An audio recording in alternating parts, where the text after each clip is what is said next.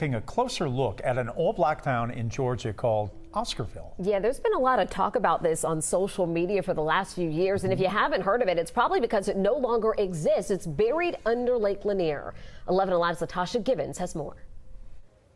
When we started working on this story, we set out to track down descendants of Oscarville. Weeks later, we found a family who could trace back their roots 4 generations.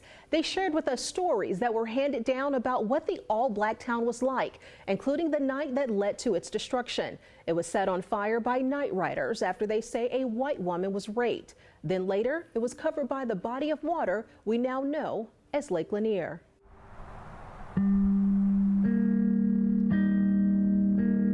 May Crow is buried here at this Gainesville cemetery, but the trail of destruction following her death stretches into the land surrounding Forsyth County, buried beneath these waves of Lake Lanier, where in 1912 nearly every black resident was forced out. That includes people living in an old black town called Oscarville. The community was formed in the late 1800s during the Reconstruction era. There was a very strong community feeling among the blacks. About 300 children that went to some of the schools that were the black schools, and it was closely connected to the churches. Georgia history teacher Lisa Crosby says Oscarville was a thriving black community, full of carpenters, blacksmiths, and bricklayers, but farming was the top trade.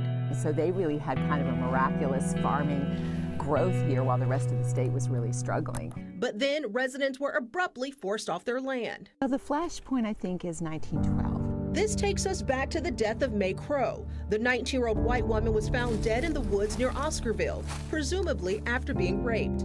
Typically, the answer to white girls being raped was go to the black community and just start blaming people. By nightfall, terror began to reign over Oscarville. So from there, the rage and hatred in the community, mobs got together and they were called night riders, and they were riding throughout Oscarville and driving out the black community. And the night turned deadly. You know, they were waking up by fires outside, fire bombs thrown in the church. Filmmaker Bob Mackey recaptures those horrific nights in an upcoming television series. Anytime anything happened, guess where everyone would go? To the church. Well, they attacked the church. People were hung, lynched. Mackey's series features stories of direct descendants like George Rucker, who can trace his family back 4 generations to Oscarville. He tells the story of his great-grandfather, Bert Oliver, and the entire family being forced off their land. Night riders came through. They had to leave everything. The main thing they left was property, and my grandfather had 100 acres.